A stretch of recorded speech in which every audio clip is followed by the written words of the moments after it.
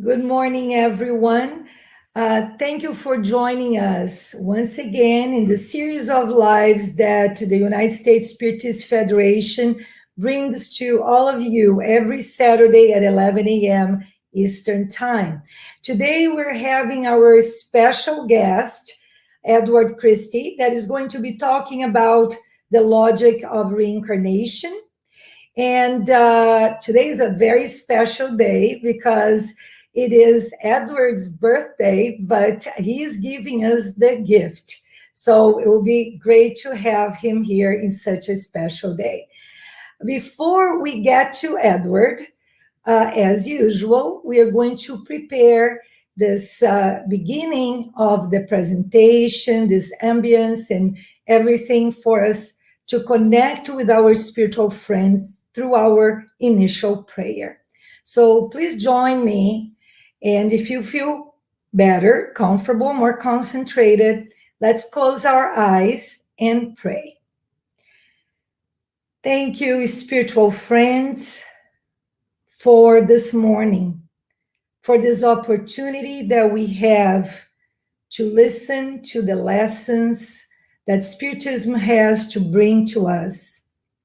Please inspire our special guest, Edward Christie, so that he can touch our hearts and enlighten us so we can bring to our lives these lessons and work in our inner transformation all the time. And so be it. So, hi, Edward. Happy birthday. Thank you. So, Edward, before we let you bring these lessons to us, we are going, let me introduce you more formally for those who don't know too much yet about you. So just a brief introduction. And right after, make sure that during the presentation, send your questions because right after we're going to open for questions. So Edward Christie has been involved with Spiritism for more than 20 years and is an active member of the Inner Enlightenment Spiritist Society. Edward is a classically trained pianist, has taught music in New York City schools, as well as computer science courses at NYU. He enjoys learning and uses his love of teaching to share what he has learned with others, and we appreciate that. So now, Edward, again, welcome, and the word is yours. Thank you, Tanya. When you asked me to speak on my birthday, I thought, what a great gift to be able to be in the company of friends and to be able to talk about things that really touch our heart and things that leave a permanent mark on our lives. So thank you all for, whether or not you were thinking to celebrate my birthday, thank you for celebrating it with me.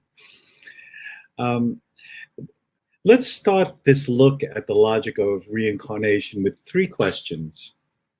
First, do you believe in reincarnation? Second, if you believe, did it make sense to you the first time you heard it? And if you believe, has it made a difference in your life? Humans are always asking questions. Science categorizes us as Homo sapiens, that is, a wise or rational man, but we might just as rightly be called Homo curiosum, inquisitive man. We're inquisitive because we're creatures who seek answers. We ask questions because we have doubts about ourselves, the world we live in, and what we're doing here.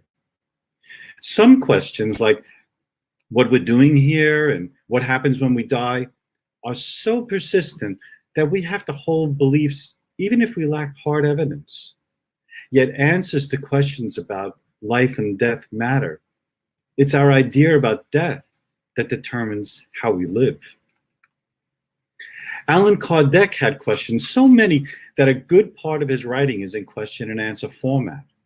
Kardec seems to think in questions. Questioning is the art of learning. because questions focus our attention on what we want to know. Playwright Eugene Ionesco said, "It's not the answer that enlightens, but the question." Theoretical physicist Werner Heisenberg said, "What we observe is not nature itself, but nature exposed to our method of questioning." The philosopher Voltaire said, "Judge a man by his questions rather than his answers." And Socrates maintains that he's wise because I know that I know nothing, reminding us that after all our questions and all our answers, we're still deeply uncertain about what we can and can't know. We don't have to look too hard. I'm sorry about that. We don't have to look too hard to see that humans differ from one another. And so we ask questions. Why is there so much variety among humans? What accounts for our physical differences? Why does a skill or a talent come easy to some? What's the source of the difference in intelligence among us? These questions lead to others. Why are some born into poverty and others into prosperity? Why do some live long lives while others are cut short by illness? And why are people born blind, hearing and speech impaired, and afflicted with terrible diseases, while others have every physical advantage? When I first heard that reincarnation can answer these questions, I admit I was skeptical.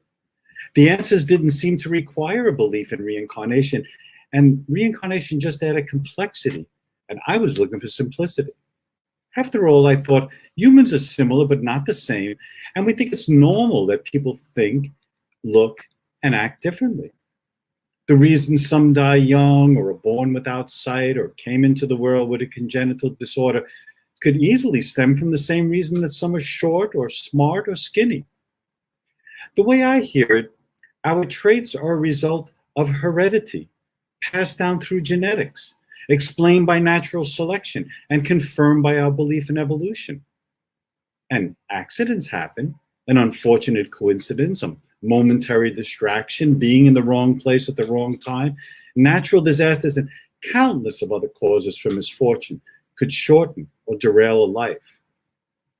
Why couldn't natural causes, science, and misfortune explain why everyone doesn't enjoy the same health, similar abilities, and an equally long life? I might have allowed my modern scientific view to answer these questions, except I had some nagging thoughts. Where was my belief that I'm more than this body? What about the idea that my actions have consequences in this life and beyond? What does this explanation do to guide me to live a moral life? And especially, where was God? How did my belief in an all-good, all-loving creator fit in this picture? After years of resistance and objections, I slowly admitted that reincarnation brought these three things together: a good God, our immortal soul, and our differences. Once I admitted my belief in God, I had to look again at the questions of why the circumstances of life differ. Start with the premise that every effect has a cause. The universe and the humans that live in it exist, so they too must have a cause. We call that cause God. Since nothing's created without a design, God's both the cause of our existence and the author of its design. And our differences are clearly part of that design. Without God, our differences are reduced to natural forces. Differences happen by some combination of our parents' genes and how they raised us and the place where we were raised. And to an extent, this is true. But nature and nurture can't account for all of our differences. We come into this life with inborn traits. Ask anyone who's raised a child, and they'll tell you that each one comes with its own personality, its own interests, temperaments, and talents. And these are obvious when the child's only an infant. How can random gene mutations and environmental factors alone explain these? When we believe in God, we're still part of the natural world. We have parents who passed on their genes to us, raised us in their own way and in a particular place. But these factors alone don't account for inborn traits. So where do they come from?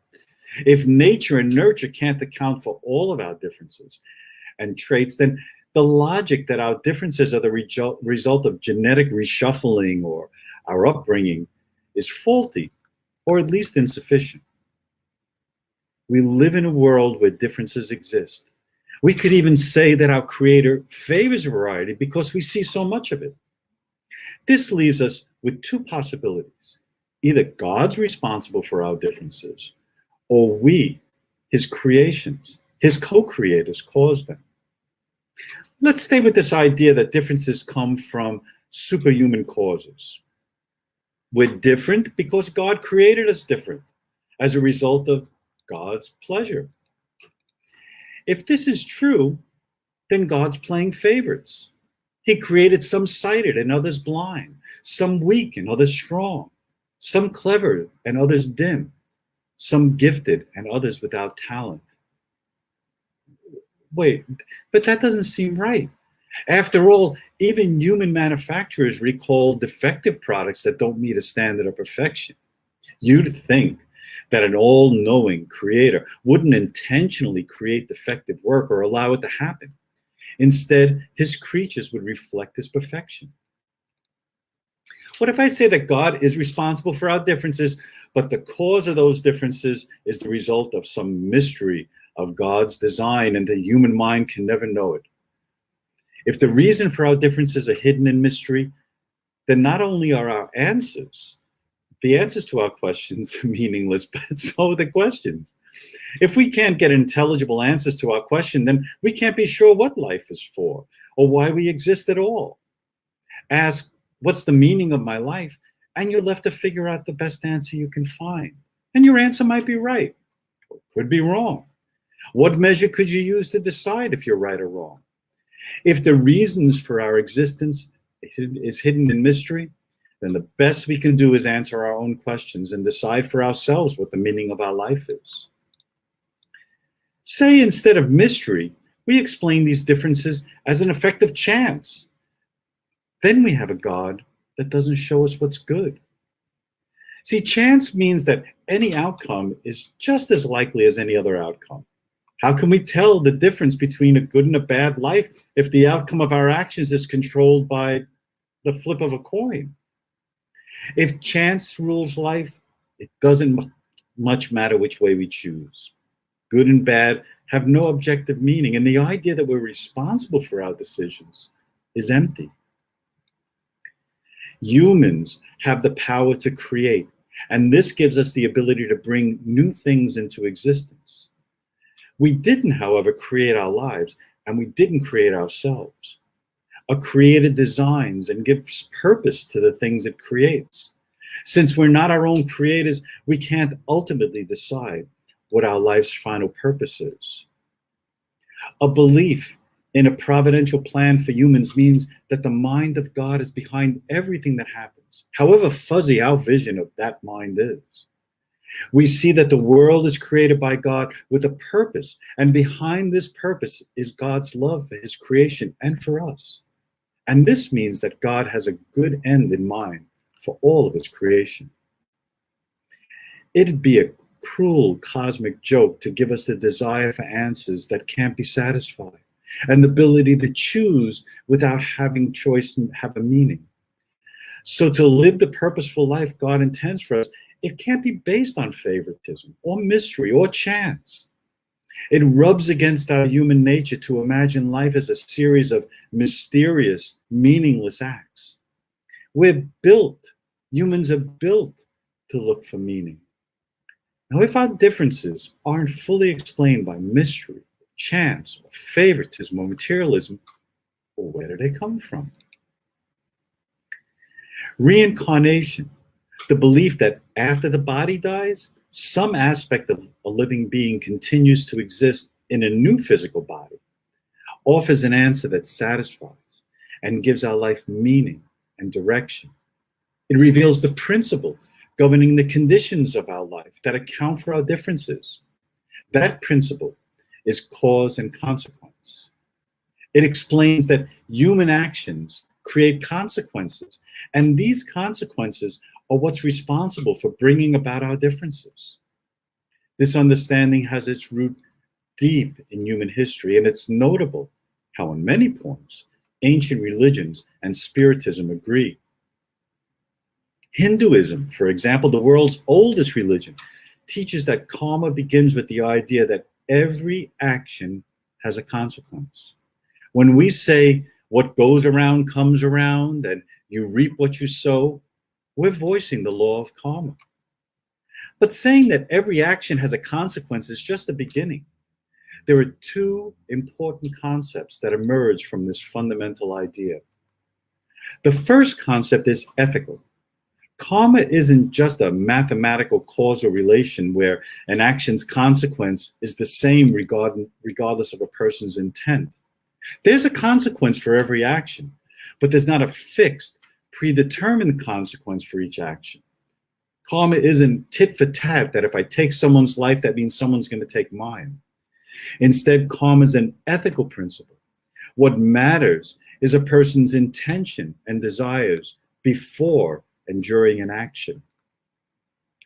The second concept that flows from karma is temporal, that between an action and its consequence is a period of time, and that this interval can span more than one lifetime. If every action has a consequence, then one can't exist without the other. If I throw a rock, its movement must conform to the law of cause and consequence. The rock won't stay in the air indefinitely, and it won't just vanish. The rock will eventually land. Consequences don't materialize out of thin air. If something's happening in our life and we can't find a reason, that doesn't mean there's no cause. It means we can't find the cause in this life, so it had to occur in some previous life. The consequences of our actions today will bear fruit tomorrow, no matter how long it takes for that tomorrow to come. A Buddhist master once said, if you want to know your past life, look at your present condition. And if you want to know your future life, look at your present actions. Spiritism has much in common with the ancient belief of karma. It explains that the circumstances of our life, both good and bad, can be traced back to actions in our past, a past that could have been in a previous existence. We're not always sure about what brought about our present condition. In fact, we often aren't. But reason tells us that it has to be a consequence of past actions. Karma reveals God's design for his creation and the love that God has for us. God gives us as many chances and as many lives as we need to work out the consequences of our actions to an end that intends the good for all of creation.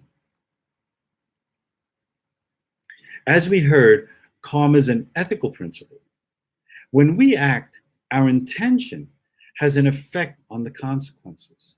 This is why karma isn't simply a mechanical principle. A person's desire to live his life guided by a set of moral rules has a decisive effect on the nature of an action's consequence. There's a difference between doing something when we know it's wrong and doing the same thing without that knowledge. When we suffer because of a past wrongdoing, it doesn't mean that we acted that way because human nature itself is bad. Our existence started in ignorance, and we acted harmfully because in some way we didn't foresee the negative consequences of our actions.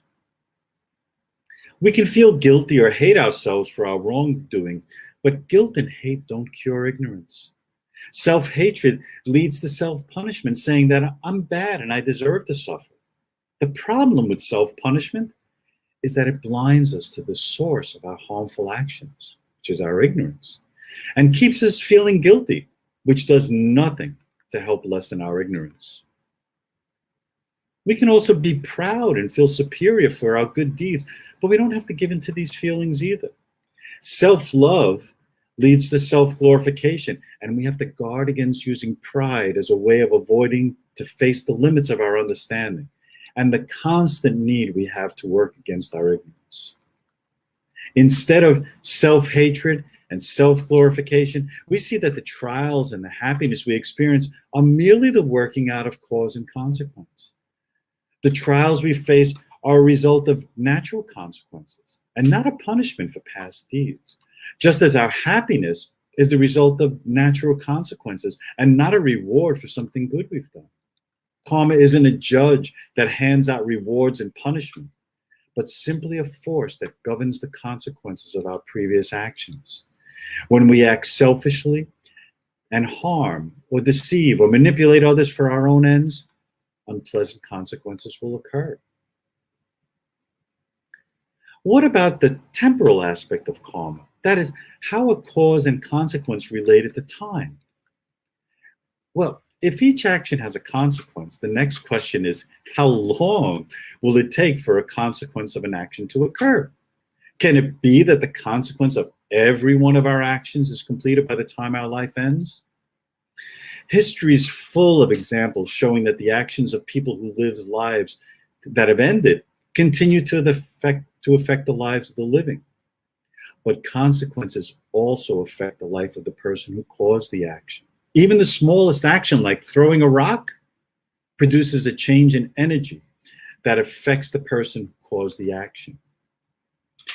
If the consequence of an action isn't completed when I die, it doesn't just vanish. Something must be left of me to experience the consequences of my action. Therefore, some aspect of my life must continue after my death. We call this aspect the immortal soul, and it's the soul that remains when life runs out. I could deny the idea that I have to experience the consequences of my action by saying that everything I do is to benefit others. So long as others enjoy the benefit of my actions, there's no need for me to experience the consequences. But which of us has the power to make himself immune to the consequences of his actions, good or bad? And what if instead of a selfless attitude, I take the selfish position and say that everything I do is calculated to benefit me? Does this guarantee that I'll undergo the consequences of all my actions before I die? If we admit that we have free will in our actions and that our actions are affected by our intentions, then we're responsible for our actions and can't escape their consequences. See, the flip side of having freedom of action is that we're responsible for the actions we commit. Once we acknowledge that we live consecutive lives, we also accept that what we're unable to complete in one life will finish in another. If I think that the consequences of my actions are swept away with my last breath, there's no need for me to accept my responsibility for anything that I do. Why would I bother to work against selfishness and pride? Why not use every circumstance to my advantage? Why care about others? Why be kind or gentle or peaceful? Why not give in to every desire I have? Without a belief that I experience the consequences of my actions, Jesus' teachings to live a good life hardly make any sense at all. Jesus tells us that life's purpose is larger than fulfilling our moment-to-moment needs because the soul carries the weight of its actions and the fruit of its understanding beyond this life. How does each existence help us to change so that we lessen our ignorance and live an ethical life? Nothing is created without a design. This is also true of the type of existence that's drafted for each individual before being born. This blueprint for life governs the kind of body we have, the place of our birth, and the family we're born into, the material conditions of life. The blueprint also includes the type of trials that an individual chooses to undergo, which occur as a natural consequence of the material conditions. Our material life is predestined. We can't, for example, change the place where we were born or the color of our eyes. But this is not true of our moral life. We're not fated to carry out a particular action, right or wrong. Humans have free will, which gives us freedom of thought and freedom of action. We aren't following a moment-to-moment script like an actor in a play or a puppet on a string. Instead, in each existence, we're presented with trials and can make ethical choices that provide a way for us to work out the effects of our past actions of this and any other life we've lived. The physical trials we encounter are in some way predestined, but not how we respond to those events. We're free to choose to meet each of life's challenges using our free will and our intelligence. So, how do you discover this design? To know it, it's very simple. You only have to look around you. Look at who are your parents, your relatives, your spouses, children, friends, neighbors, the work you do, the place you live, the troubles that follow you wherever you go, and talents that come as second nature. Look at these, and you'll see the work that's cut out for you in this life. We ignore this work when we create a fictitious life, a life that we hope for but don't have, a life full of people we'll never meet, opportunities that never materialize, responsibilities that won't be given to us, and talents that exist only as wishful thinking. Creating a fictitious life not only wastes the one we have, but also rejects the design of this existence that's needed for our own good. When we place conditions on our happiness, when we can only be happy if life were different, we're actually placing restrictions on our free will because we're placing limits on the choices we can make. These limits, these artificial limits, turn our will into a hostage, demanding satisfaction from what we think we need before we'll set our will free. We make peace with the conditions of this life when we admit that not only do we have everything that we need, but also live in an abundance of gifts to refine our understanding, to make amends for our mistakes, and to bring beauty and harmony into our lives and the lives of others around us. We don't need to wait for an incarnation autopsy report to find out what we should have learned. We can spend a lot of time worrying about what we might have done and what others have done to us and speculating on who the people in our life might have been to us in the past. Yet if we accept each consecutive existence as God's generous gift, we can focus our attention on the true work of this incarnation, to grow in love by forgiving and seeking forgiveness. St. Francis took Jesus' words, "Forgive our trespasses as we forgive those who trespass against us," as the means out of ignorance and towards love. You see, Francis welcomed afflictions and trials because he understood that each one was an opportunity to forgive, so that he could be forgiven of the unloving things that he had done. He understood the workings of cause and consequence and the goodness of God who provided it as a path for love. When we see cause and consequence play itself out in the lives of others, love asks us to resist thinking that people deserve to suffer. Instead, we recognize that ignorance brought them to their condition. And so our proper response is to be patient and generous with them, and in that way, model the love that God shows us when we suffer. When suffering is deep, we meet it with a love that's just as deep. Regardless of the kind of suffering, a short life, an illness, an accident, or reversal of fortune, a belief in reincarnation asks us to respond with a heart overflowing with forgiveness and compassion. When we understand the working out of actions and their consequences, it gives meaning to our trials. It fills us with hope because it shows us that ignorance and not evil causes suffering, and ignorance is curable.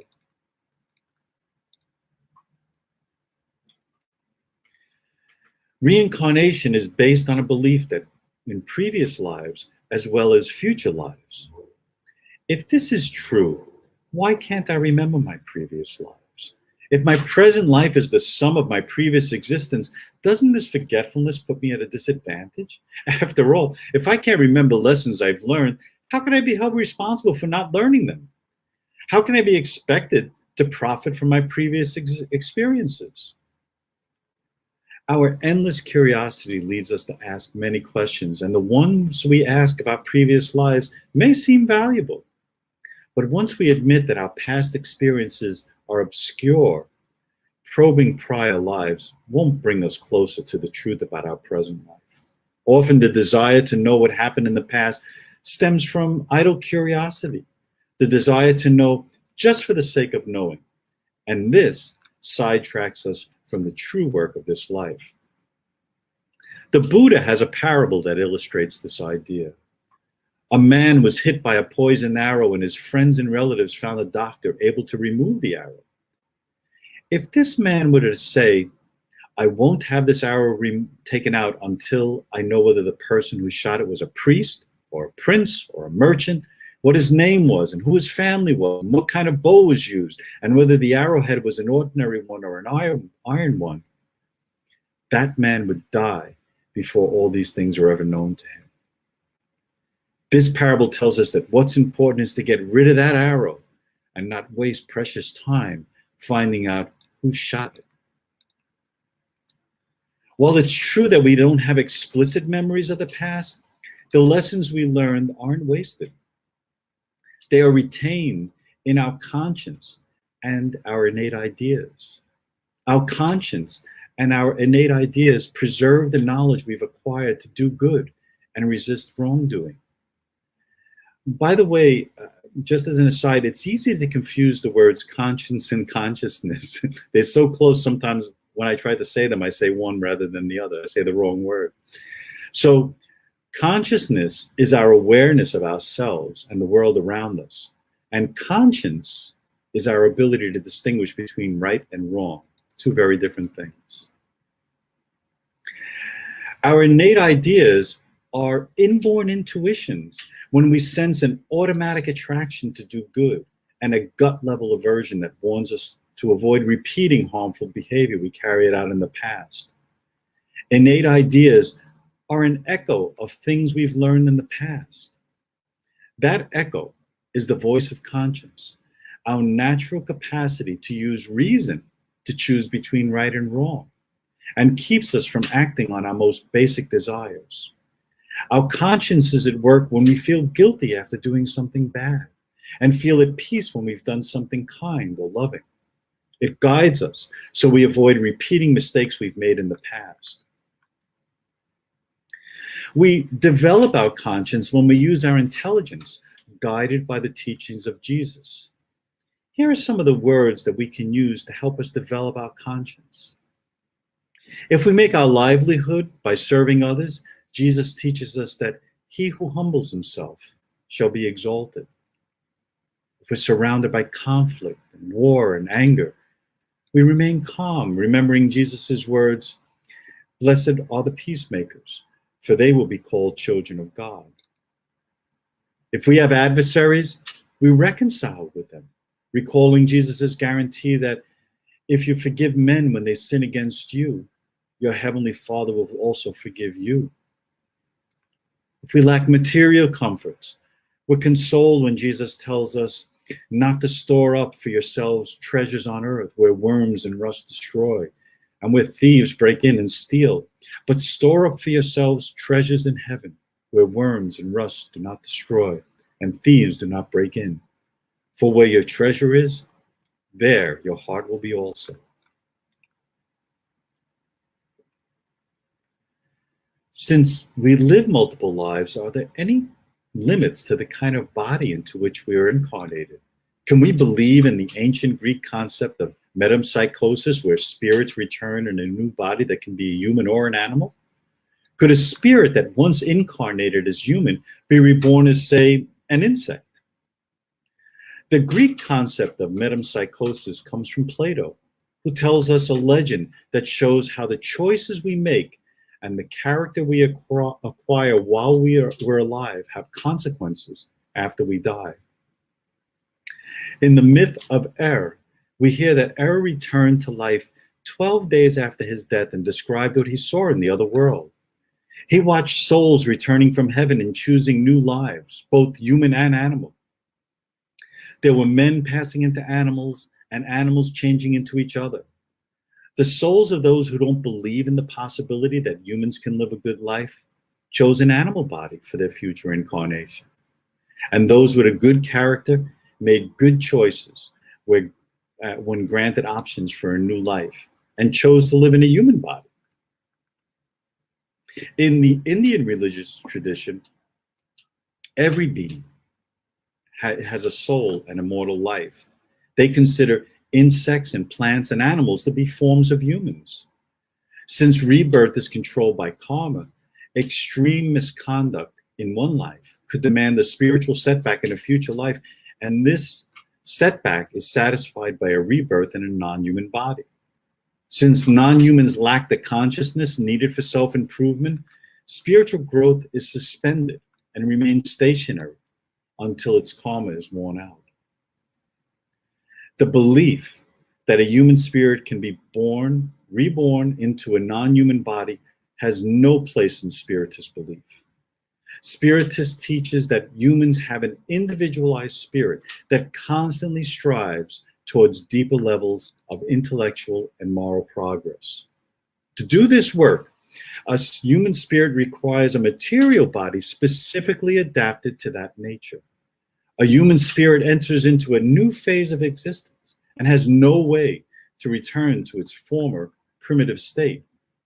A human spirit could no more return in the body of an animal than a butterfly could return to its larval state and become a caterpillar, or a frog become a tadpole, or an adult human return to its mother's womb.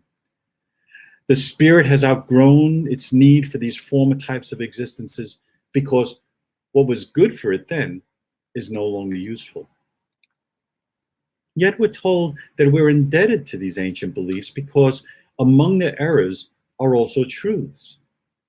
Like Jesus, Buddha used parables so that the simple village people he spoke to could understand his teachings. Buddha's fearful image of being reborn as an animal or insect isn't meant to be taken literally.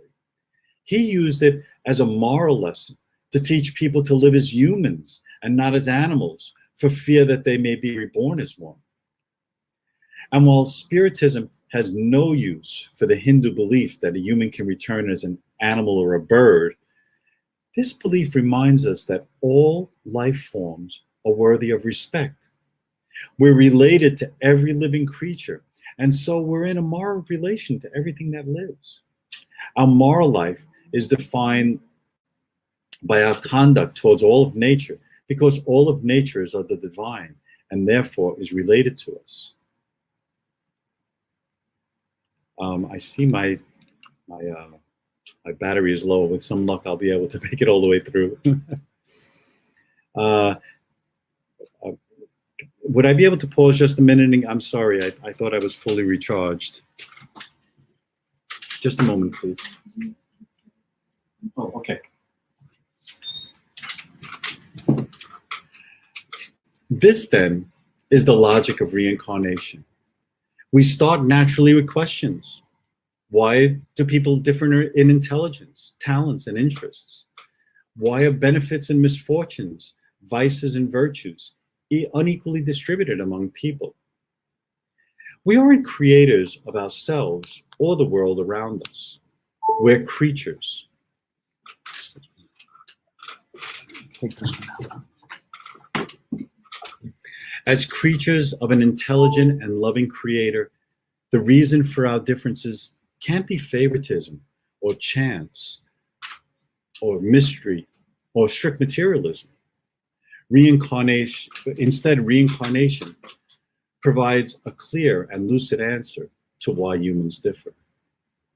Differences result from the consequences of previous actions that each person makes using her free will and intelligence.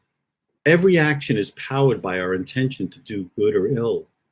A person's intention has a decisive effect on the consequences and plays a crucial role in our misfortunes and prosperity.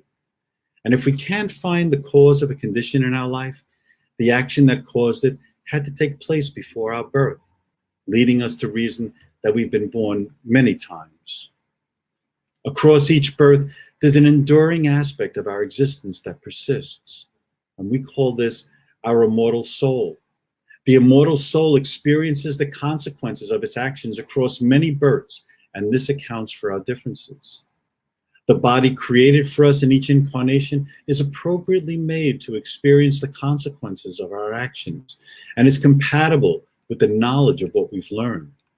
The soul retains the memory of these multiple lives, and this is reflected in its innate ideas and conscience. Reincarnation isn't only a belief that finds a place in our rational thinking, it's also a seed that takes root in the heart. I continue to struggle with my belief in reincarnation, not because I doubt it's true, but because of the power it has to make a difference in how I live, to see how it touches every moment of my life, every decision I make, every word I speak, every thought I think.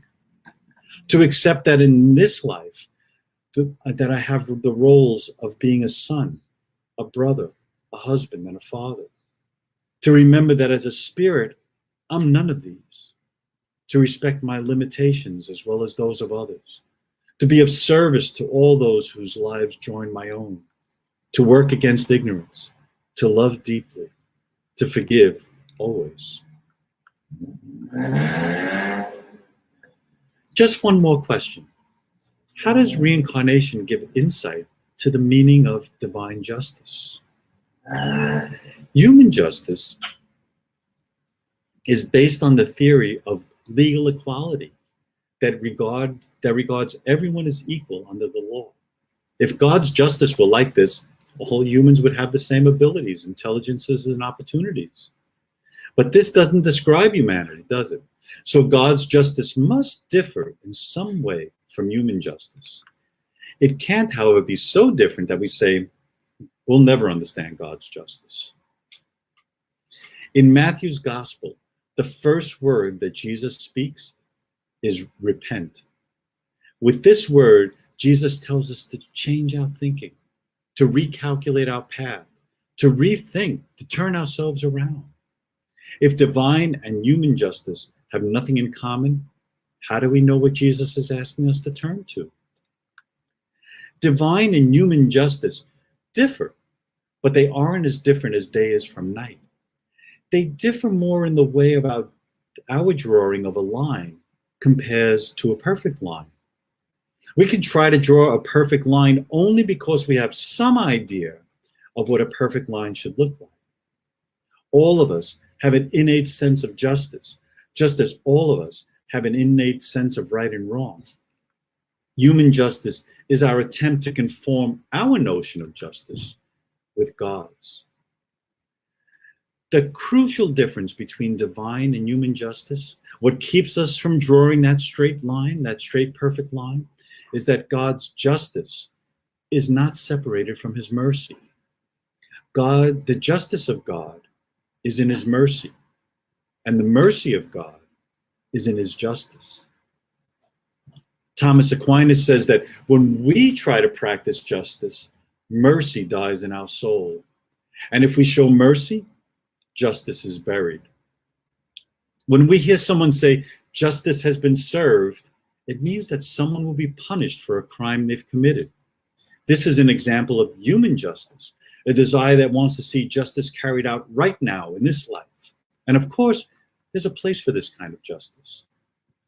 But how is justice served when we commit an error against divine law? The kind of thing that won't land us in prison. Like when we use people for our own ends, when our words deceive, when our actions manipulate, when we blacken a person's name. How long will it take for justice to be served then? God could show his justice by preventing us from wrongdoing. He could violate our free will. But instead, his mercy brings good out of our offenses. God's justice and mercy are perfectly balanced and gives us the time we need to seek forgiveness for our wrongdoings and to make amends for them at our own speed. God respects our limitations and never asks us to go beyond our strength.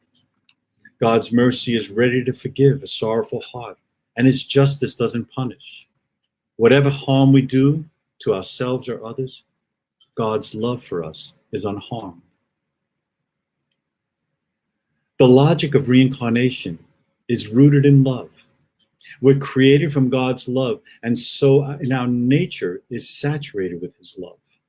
From God comes the force of love which moves all things, and all things seek their completeness in God. This is what St. Augustine meant when he prayed to God, "Our hearts are restless until they rest in you."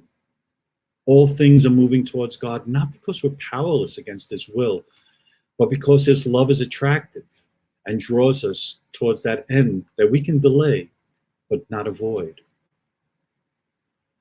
We are co-creators in God's work of love, and when we contribute to the good in the world, we participate in God's justice and experience the mercy God extends to all his creatures. We have the freedom to create, and this brings us face to face with the demand of charity. Once our wrongs are washed clean, once karma is worn out, all that's left will be charity. Our differences are basic to this creative love, and it's because of our limitations that we need others and others need us. Reincarnation calls us to continue God's work of love, to see the goodness in each other, to take pleasure in the beauty in all of creation, and to meet the truth that life continues. Thank you for your kind attention.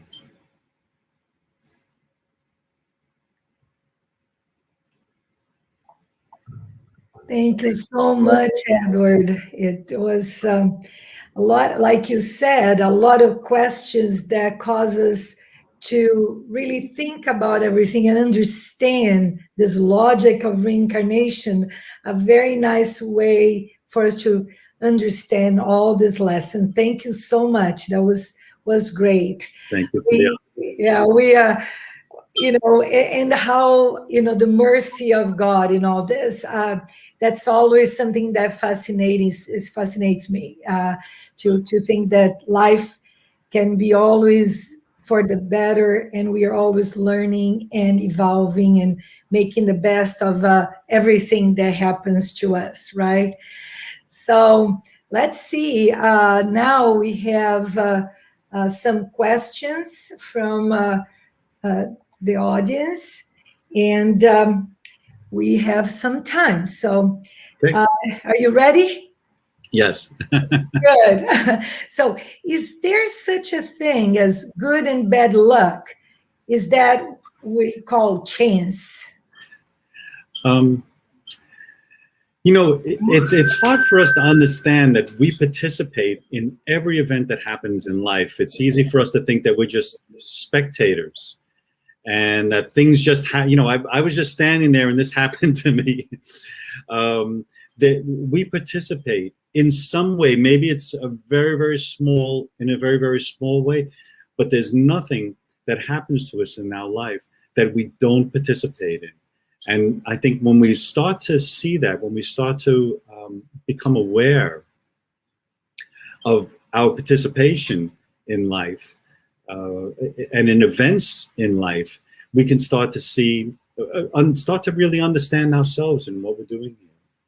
Mm-hmm. Yeah, we take the responsibility, right? Instead of just, oops, that happened, right? Right, yeah. And this, of course, extends to our relations, especially our relations to other people. We say, I did everything right. Yeah. But we don't really realize how, I've often said, I think that one of the most painful things that could happen to me is if someone videotaped me for an entire day and I had to sit there and watch it, how I treat people with the things I say and, how I act. And we don't realize that the things that we do that seem to be so normal and natural to us can really have a great effect on the people around us. Yeah, that's true. That's true. Let's see one more question. Oh, from Kirsten. How can we attenuate past wrongs in the present incarnation?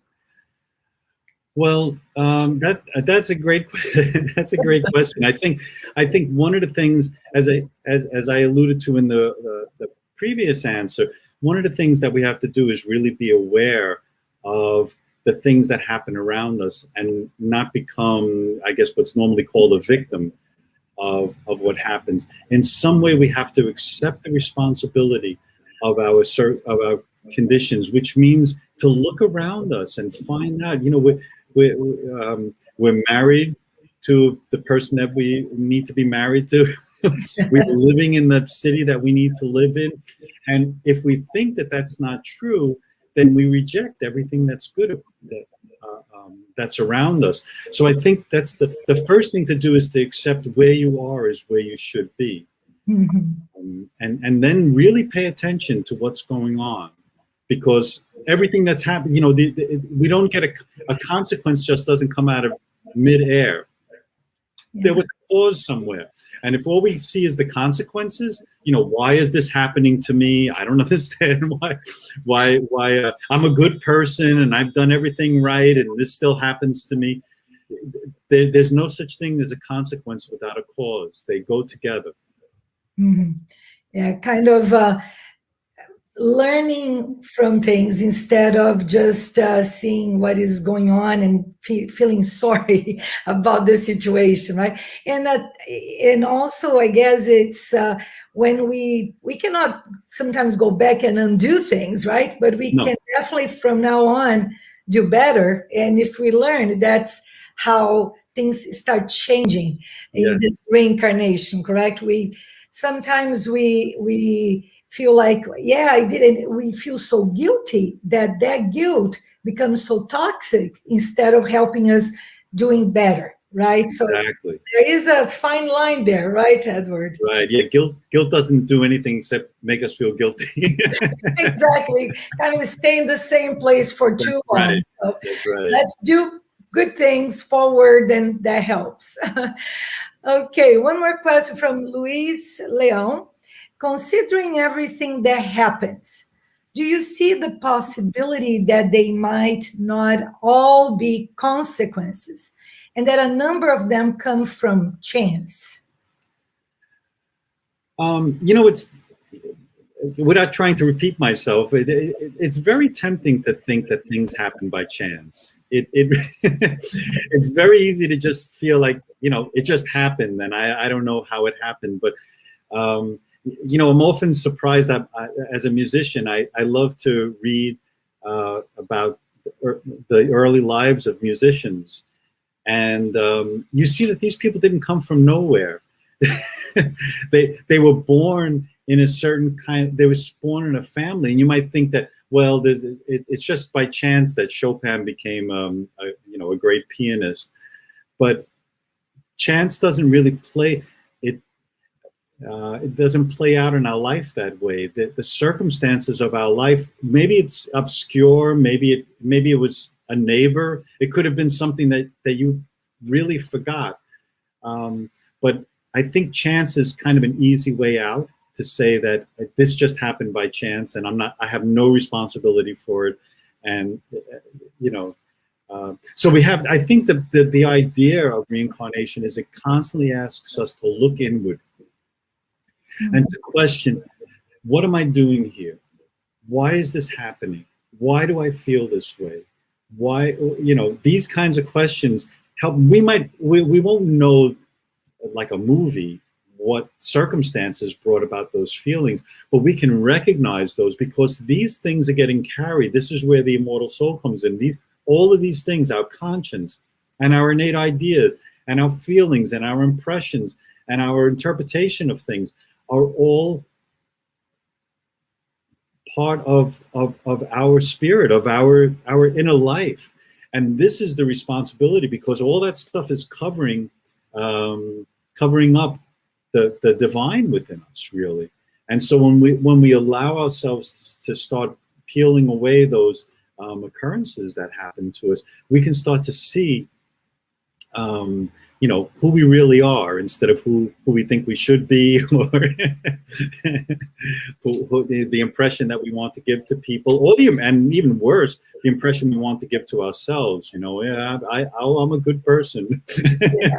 These things that we say to ourselves constantly, and really prevent us from seeing things. So chance and mystery, as attractive as they are, they if we look at them strictly 100%, this was 100% chance, because there are I mean, I can see how there might be misfortunes, and we might have played a very, very tiny role in that misfortune. But our job is not to look at the 99%. Our job is to look at the 1%, to look within us. Yeah. Well, especially those things that keep happening to us, you know, kind of repeated lessons. And you go, but why me? And why again? Right? Well, we haven't learned the lesson yet, right? Because besides those, the consequence, I guess people just think about previous lives. And sometimes also there are those trials, the new trials, right? That we're planned for this life. Yeah. And it's not by chance, that's for sure. They are there for a reason, for us to always learn, right? Very good. Let's see, one more question. Okay. When we look at our lives and our tendencies, can we have a clue of previous lives or things we are here to work on? That's a great question, and I think the answer is just yes, you can. Yes, you can, and this is what we've been talking about in the past couple of questions. When we think that, when we want to look at our past lives and say, well, who is this person, and what did I do in a past life that made me here? This stuff is a distraction. This is like a party game that people like to play. You know, this person was this person in the past life, and you know, we're here to uncover the divine within ourselves, and that divine is our immortal spirit that we carry from one life to another, and each time we come back, we have those memories. I mean, I shouldn't say memories because that gets a little confusing, but we do have that residual understanding that's kept in our conscience. And, you know, we think that right and wrong is just right and wrong, but then you start to realize everyone's version of right and wrong is not the same. Far from it. In fact, you know, you won't get two people to agree on everything when it comes to right and wrong. And that has to do with the stuff that we've learned from the past that is part of our conscience. So I'm sorry, can I see the question again? Because I think I might have missed one element of the question here. So that we have a clue of our previous lives. As I said, yes, you have a clue. You will not have a movie of your previous life. You will not know, you know, whether you were a king or a pauper, that kind of thing. But you will have that innate sense of your individuality, of that you had a previous life, something happened there, and your job is not to know what happened, but rather to see how it's affecting your immortal soul right now. And what can I do to learn more about myself? And yeah, it's fun and a lot of work, and sometimes very frustrating because it takes years and years and years in some cases to answer these questions. Yeah. No, that's right. Like you said before, I mean, we forget, we don't remember previous life, thank God, right? Because I don't want to know things that I'm not very happy about. And I like the fact that we have a fresh start, so to speak. It's not fresh, but it feels that way. So, but we can, I mean, sometimes, right, even if we are paying attention, like you said, Edward, in ourselves, in our actions, and our tendencies, like how do I react to things? How do I respond? Well, I don't know my previous lives, but I definitely know the things that I need to work on, because I'm learning about God's laws, where I want to get. I guess that's it, right? We know the direction, and we feel where we are. So like you all said before, even if I don't know everything, I have a clue of how to proceed, how to make it better, right? Right. Yeah, that's good. Let's see, one more. Oh, I see lots of interesting questions there. Yeah. You could talk all day on these. Yes, is always with us. Hi there. So let's see, that's a long one. Great reason, dear Edward CHRISTIE.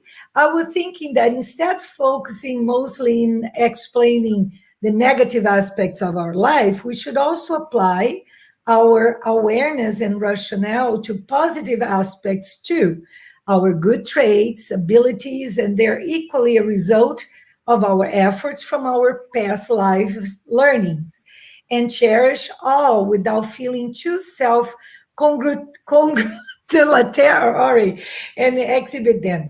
Suffering shouldn't be the only way for salvation, right? What do you think? Well, that's quite a question. I like it a lot. First, I mean, yeah. Let me try to just be as succinct as I can. I think part of the trouble we can get into is like a hypervigilance about ourselves, about always looking and saying, what am I doing wrong? Stop. Well, I have this tendency and I'm fighting against this. You know, if we start to look and flip that view around and look at the good in life and practice the good instead of looking for the bad and trying to avoid it, I think that first of all, that goes a long way. And I think that was, you were saying about focusing mostly on the negative aspects of life. And that's a very true thing. And you see people living a very kind of ascetic life where they're just afraid to do anything to step out of the bounds. Could you keep the question? It was a very complex question that had a lot of interesting points to it. Yes, and you make a very good point too. There was once every time I go back to this situation that happened in a Spiritist center once. Someone raised a hand and said, shouldn't we spend time thinking about how much progress we've made from past lives and in this life? And the whole room swelled in revolt against this idea. But no one has been able to really, you know, including myself, to find out what's the problem with that? What's the problem with the idea of sitting back in your armchair and drinking a cup of tea and saying, you know, I used to be that kind of person, but look at the person that I am now. And there is certainly changes that happen in our life, and we can admit them. But we really have to guard against this idea that, you know, I used to do that and I don't do that anymore. Because there's many different influences in our life. You know, especially now, as I'm getting older, today's my 67th birthday. So you know, I had a lot of fire in me when I was a young man, and you know, and those things that upset me back then don't upset me now. But that doesn't mean that I've overcome them. It just means that my whole attitude has changed, and I've started to see that life isn't just a matter of black and white and being the way that I want it to be. And so I don't have to congratulate about myself. I think part of it just has to do with the aging process and becoming comfortable with yourself and comfortable with life around you and accepting the things that are here. So suffering, to me, suffering is saying you've missed the opportunity to really learn about something in your life. You're fighting against something that's going to come back. It's going to be there all the time. You know, until you admit that this is something that is part of your life, it's part of who you are. And it's very difficult, believe me. We're not all, you know, we all suffer every day. I could tell you, I could sit around and tell you all the things that happen, and it causes, I didn't sleep the other night because of a very heated discussion I had with my coworkers. And I didn't realize what happened. And I went to a Spiritist meeting and I blew up because someone said something that irritated me. I didn't even realize what happened. And then I had to try to put all the pieces together. Like, why did I blow up at the Spiritist meeting? Because of something happened during the day, because I didn't admit it to myself.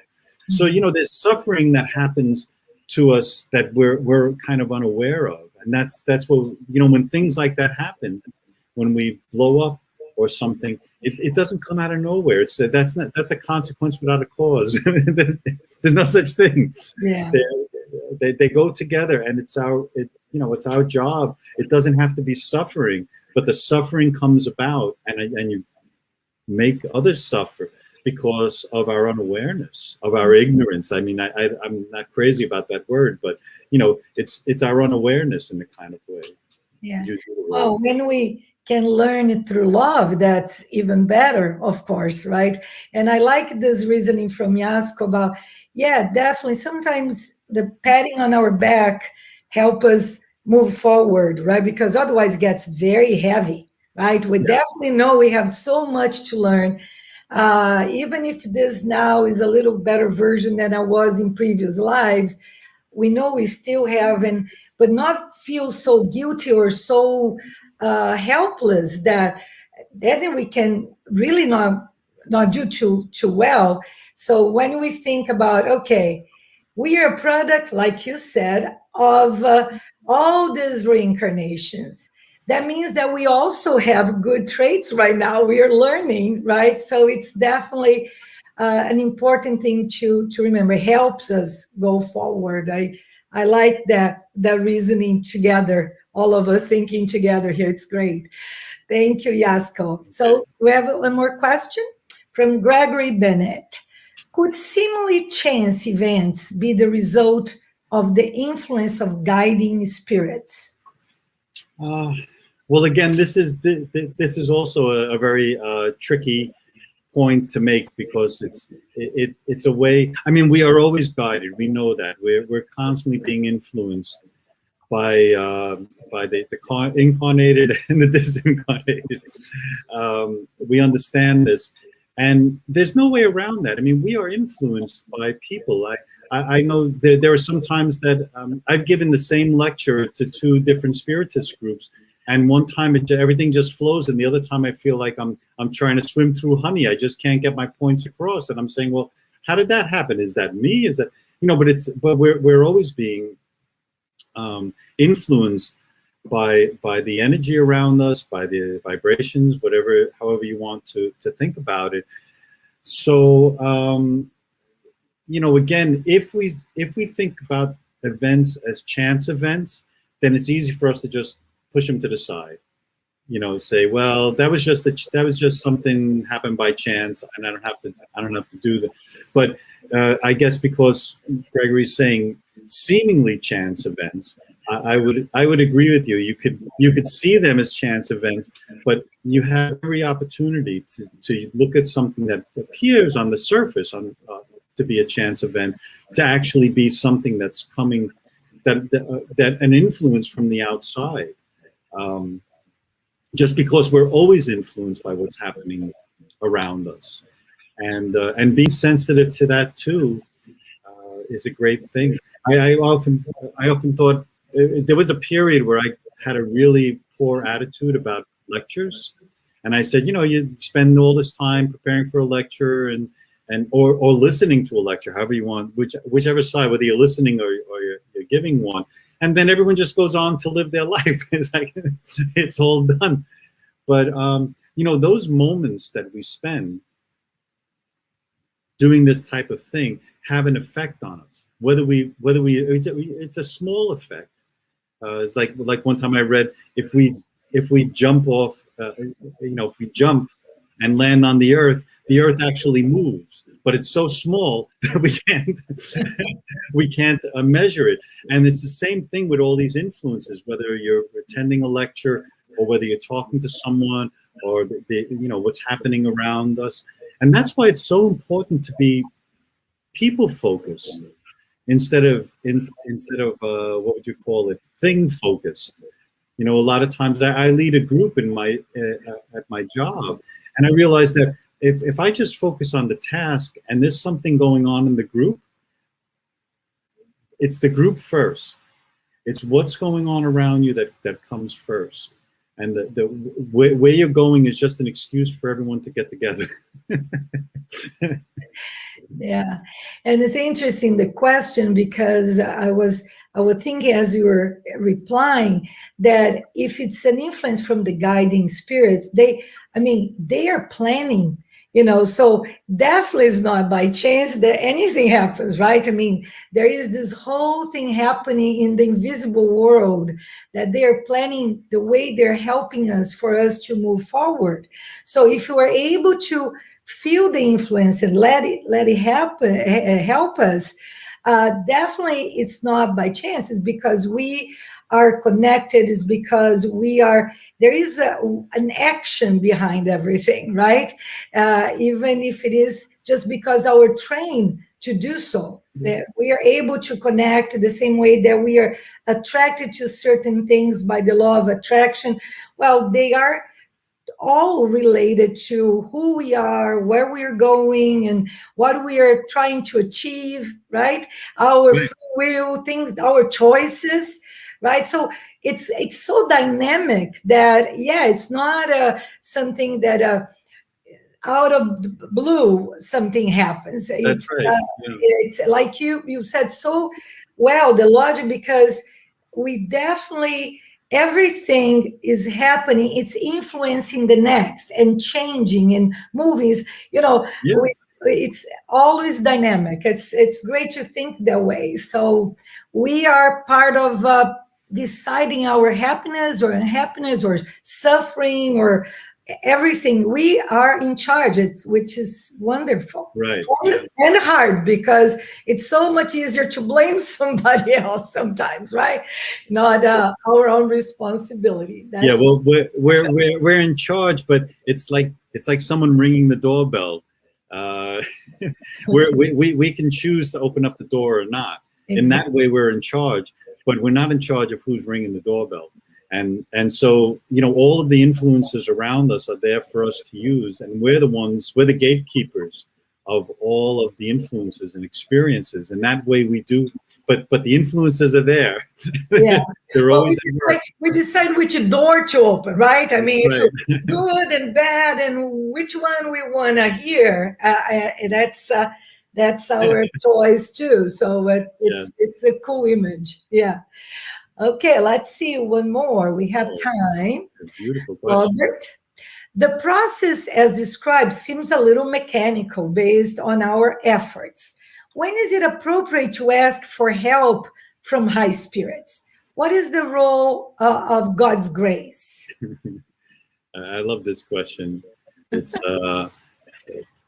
you know, when I'm faced with a problem, one of two things happen. Either I sit down, or whatever, usually I lay down, but I'm there and I'm saying, how am I going to do this?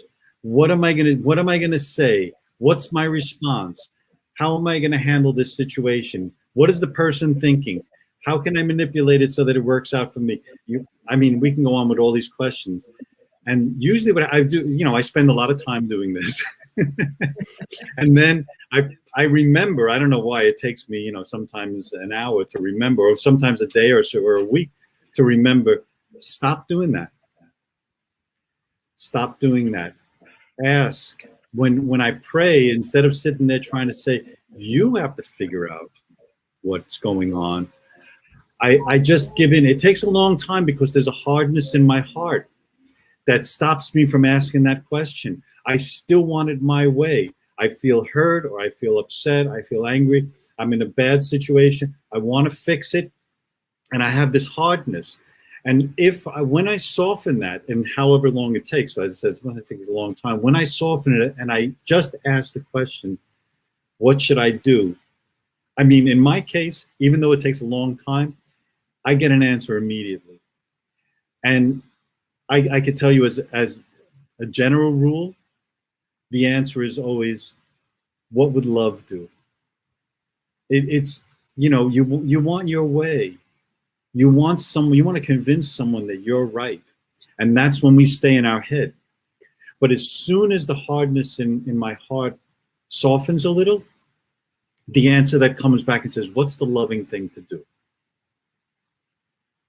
And you know, and of course the answer comes back right away. That's not just the answer. There's more to the answer than that, because depending on the situation. But when you can start to hear that answer, that's God's grace working in our life. we're getting this answer not because of anything we did, not because of how good we are, not because of all the work we've done. We got an answer because we softened our heart so that God's grace could work in our life. Mhm.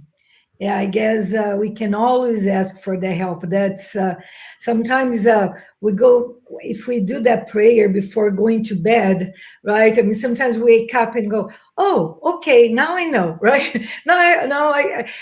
Again, it's not them doing for us, right, Edward? No. Or not the high spirits, not God, but it is that inspiration.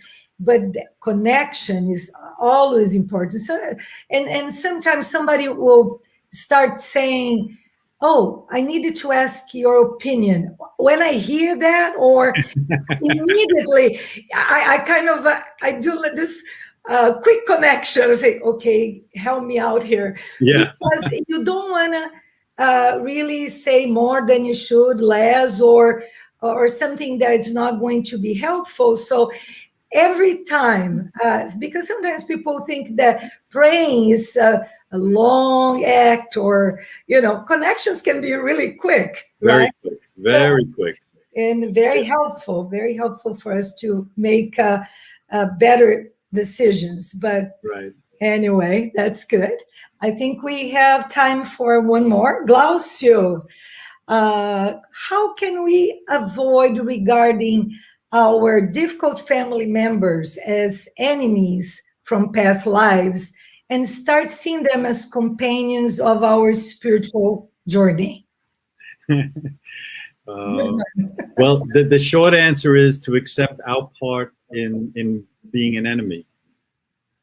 That's that to me, because it's not that it's not that you're doing just fine and there's someone that's causing you trouble in your life. In some way, so however small it is, in some way, we've all participated in these events. And all participated in the situation, and it's hard. As I said in the prior answer, it's really the hardness of our heart that prevents us from tearing down the wall of other people, of the enemy, because we want the other person to, justice or whatever's in our heart, that we want that other person to say we're right and that they were wrong, whatever it is. And it's so beautiful. Sometimes you see those movies where, or hear stories of people who haven't seen a family member in years and years and years, and then suddenly one of them, their heart softens and they go and they ring the bell, and but it takes that time. We have to allow ourselves the time, and in the same breath, we can't just be sitting there waiting for something to happen for us. It requires us to look inside and say, what did I do to make this situation come about the way it did? However small it is. And that softens our heart immediately, I think. That's where the justice and the mercy that I was alluding to at the end, we always have to try to figure out how we balance those two things. Because we usually, we do, as humans, we fall on one side or the other. And mercy doesn't mean overlooking things. Mercy is talking about love. And justice as well is love. Justice gives us a chance. That's why, if you think about what happens when someone gets put in jail, they're actually given a chance to calm down, slow yourself down, look inside yourself. This is all you have to do. This is your job now. So both of those things operate in our life, and when the mercy finally operates, that's usually when our heart opens up. At least that's what I found. Questions, and so little time, but we'll have you back sometime soon. So we'll continue this conversation. It was very, very nice. Everybody's very grateful for the lecture and the answers. Before we go towards the end, And I'm going to ask at the end if you can do our final prayer. So you kind of finish with your touch there for us. I have some announcements that I would like to make.